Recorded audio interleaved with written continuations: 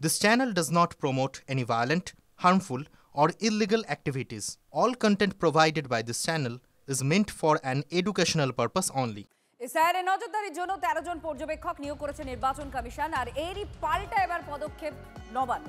মুখ্যমন্ত্রীর নির্দেশে কলকাতা সহ 23টা জেলার জন্য 23 আমলাকে দেওয়া হয়েছে বিশেষ দায়িত্ব। তালিকায় গ্রামোন্নয়ন সচিব, বিদ্যুৎ ও তথ্য সংস্কৃতি সচিব, খাদ্য সচিব সহ বিভিন্ন আমলার নাম আছে। তারা মূলত যে কাজটি করবেন বলে বলা হয়েছে, বাংলার বাড়ি প্রকল্প, পথশ্রী, রূপশ্রী, আমাদের পাড়া আমাদের সমাধানের মতো প্রকল্পগুলোর কাজের অগ্রগতি খতিয়ে দেখা। এটা জেলা ভিত্তিক আমলা নিয়োগ করা। জেলায় জেলায় পর্যবেক্ষক নিয়োগ নিয়ে মুখ্যমন্ত্রী কি বলেছিলেন শুনুন।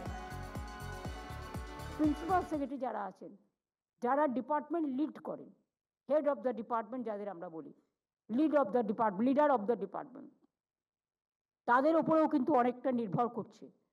আমার প্রত্যেকটা অফিসারই খুব ভালো এবং আমি তাদের সকলকে বলবো, আর সিএসকে বলবো এই কাজগুলো ঠিকমতো মনিটর হচ্ছে কিনা।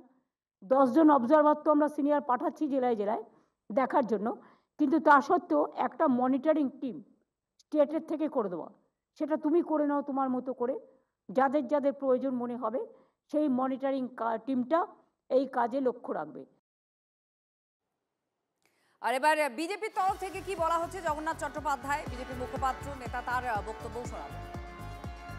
কোনো কাজের অগ্রগতি নয়। আপনি দেখুন যে পিরিয়ডটার কথা বলা হচ্ছে, সেই সময় যখন ক্লেমস এন্ড অবজেকশন চলবে সেই সময় তারা গিয়ে কাজ করবে।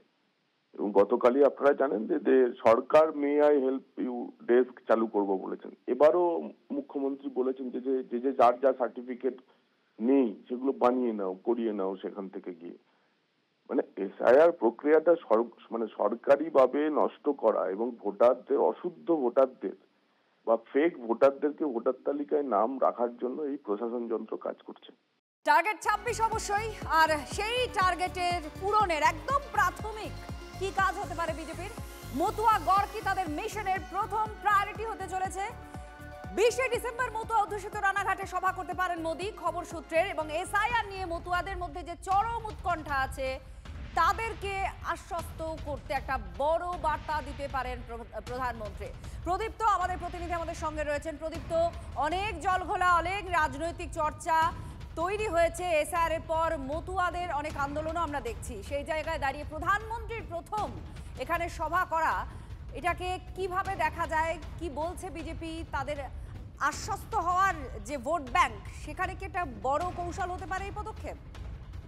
দেখুন, নরেন্দ্র মোদী গতকালই সাংসদদের নিয়ে যে বৈঠক করেছিলেন বঙ্গ বিজেপির, সেখানেই বিষয়টি স্পষ্ট করেন এবং সেখানে মূলত এসআইআর কে কেন্দ্র করে যে জনবিরোধী বিজেপি বলে এরকম একটা প্রচার তৃণমূল কংগ্রেসের তরফ থেকে তৈরি করা হচ্ছে, একটা ন্যারেটিভ সেট করা হচ্ছে, সেই রাজনৈতিক ভাষ্যকে খণ্ডন করার জন্যই নরেন্দ্র মোদী আগামী 20 ডিসেম্বর রানাঘাটে সভা করতে পারেন। এবং তার কারণ মতুয়াদের মধ্যে একটা সংশয় তৈরি হয়েছে এসআইআর পর্বে, তার কারণ তাদের ক্ষেত্রে যেহেতু তারা এখনো বাংলাদেশের মানুষজন, তারা এখন ভারতবর্ষের নাগরিকত্ব পাননি, ফলে তাদের নাম কাটা গেলে তারা নতুন করে নাম রাখতে পারবেন কিনা, এই যে টানাপোড়েন তৈরি হয়েছে, সেই টানাপোড়েনের অবসানেই হয়তো নরেন্দ্র মোদী তিনি বার্তা দেবেন। এবং যেমনটি বিজেপি নেতৃত্ব জানিয়েছিলেন যে তারা স্থির করেছিলেন 10টি বিভাগে তারা কর্মসূচি করবেন নরেন্দ্র মোদীকে সামনে রেখে। ইতিমধ্যেই 3টে কর্মসূচি শেষ হয়েছে, 4র্থ কর্মসূচি, এবং যাকে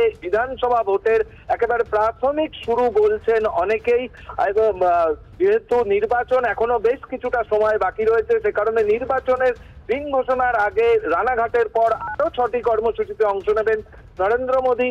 এবং সেক্ষেত্রে তাদের যে বিভিন্ন জোনগুলো রয়েছে, রাঢ়বঙ্গে তিনি সভা করবেন, উত্তরবঙ্গে তিনি সভা করবেন, কিন্তু তারই সূচনা 20 ডিসেম্বর রানাঘাটের মাটি থেকে করতে চলেছেন। তার কারণ মতুয়াদের ভোট ব্যাংক গত কয়েক বছর ধরে আমরা যদি দেখি, বছর 4-5 ধরে একেবারে বিজেপির দিকে ঝুঁকে রয়েছে। সেই জায়গাতে এসআইআর আবহে একটা সংশয় তৈরি হচ্ছে তাদের মধ্যে, সেই সংশয় কাটাতেই খোদ প্রধানমন্ত্রী তিনি বার্তা দেবেন রানাঘাটের মাটি থেকে, যা মতুয়া অধ্যুষিত এলাকা বলেই পরিচিত।